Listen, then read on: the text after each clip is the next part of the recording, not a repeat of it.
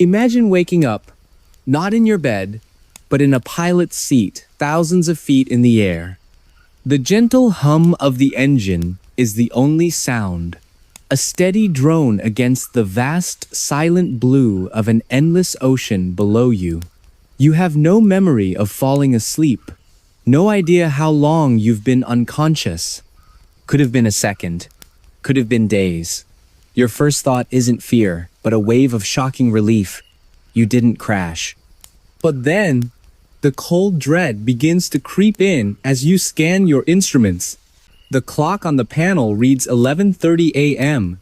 You remember taking off at 9:15 a.m.? That's a little over 2 hours. But the airport was 3 hours inland, surrounded by dense Mexican jungle. What body of water could you possibly be over? It's a mathematical impossibility. Then, you see the fuel gauge. It's sitting at 3/4 full.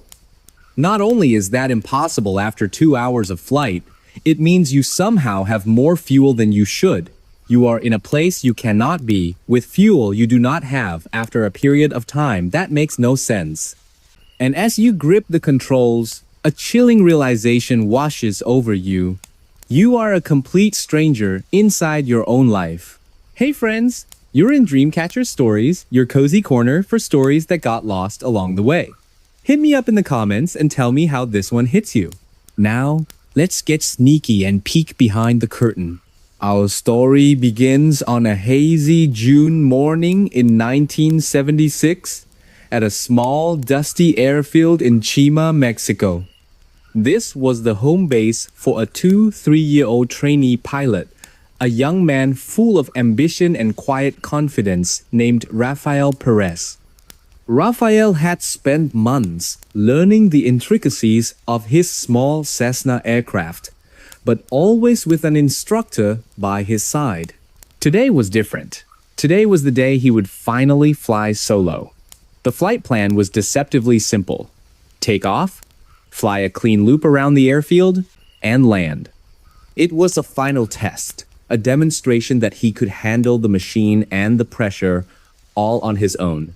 In 1976, flying was a far more visceral experience. There were no GPS screens, no digital assistants. Pilots relied on their compass, their altimeter, and most importantly, their own eyes. A technique called dead reckoning, which was really just a fancy term for looking out the window and knowing where you were, was a pilot's most trusted tool. At 9:15 a.m. on June 23rd, Rafael's plane lifted off the runway and into the thick, humid air.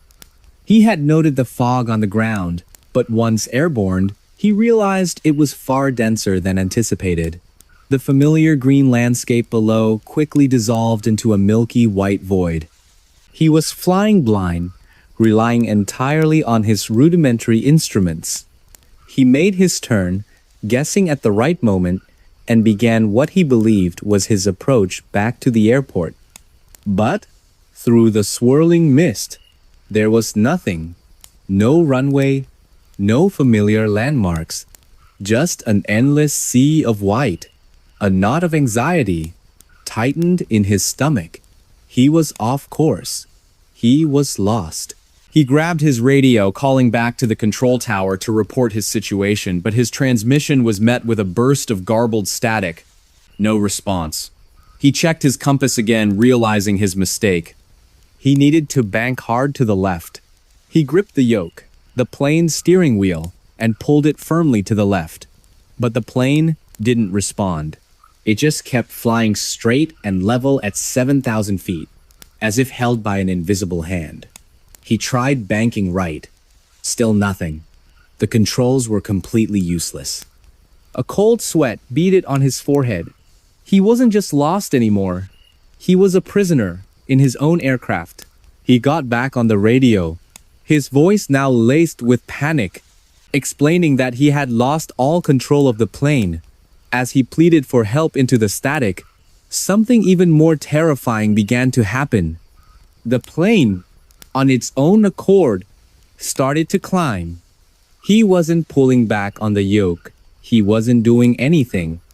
but the nose of the Cessna tilted upward, ascending steadily into a massive, towering cloud bank that loomed ahead like a dark mountain.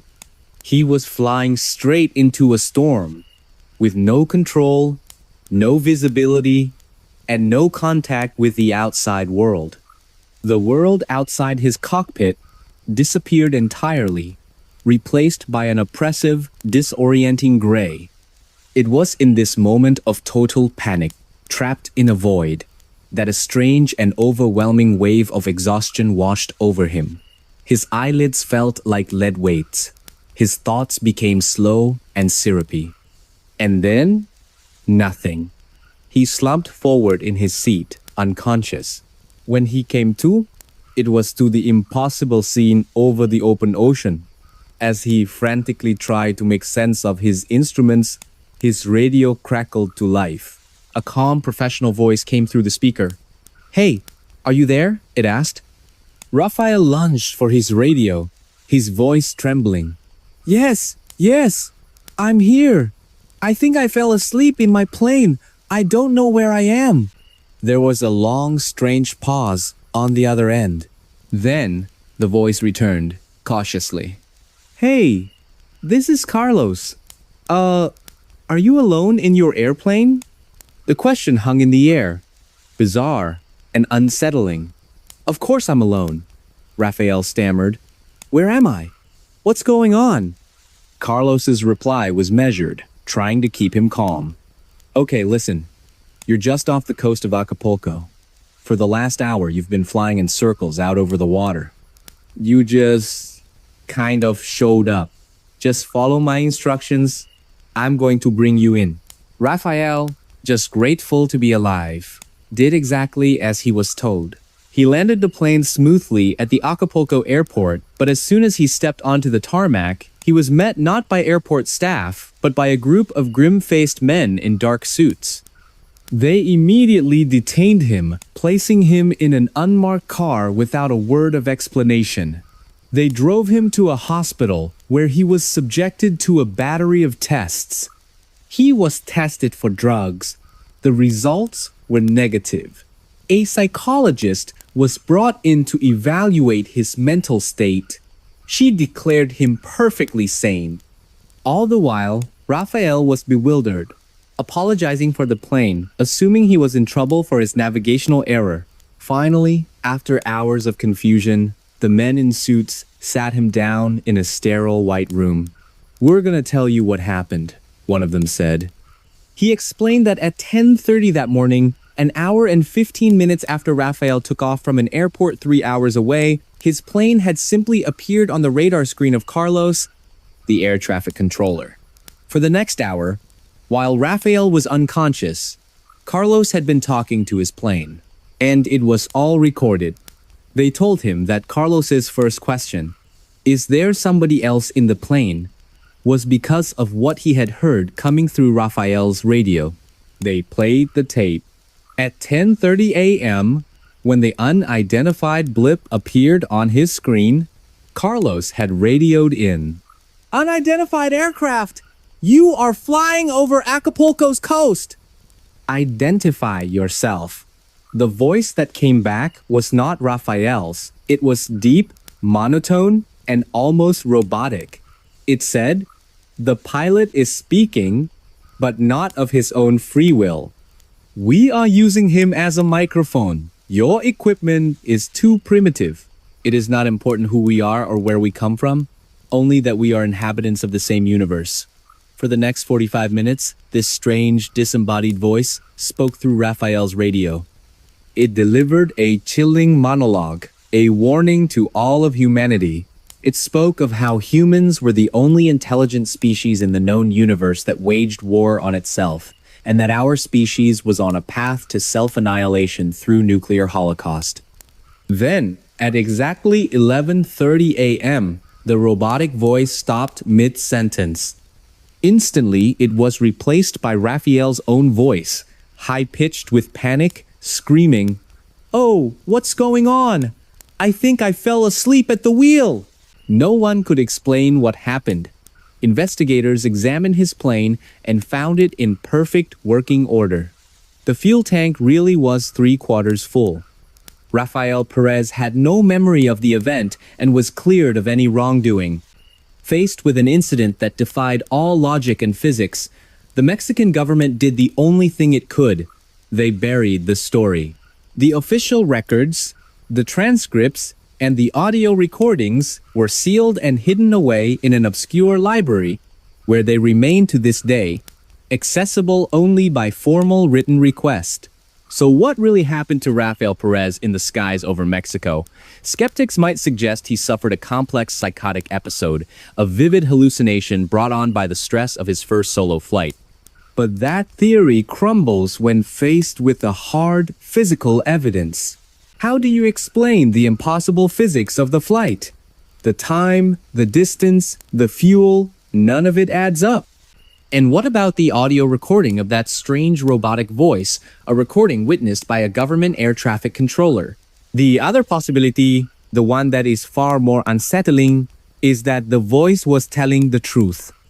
That for 45 minutes, Rafael Perez's body was used as a conduit, a human microphone for an intelligence not of this world. In an era where governments are now openly admitting to the existence of unidentified aerial phenomena, a story like this, from 1976, suddenly feels chillingly relevant.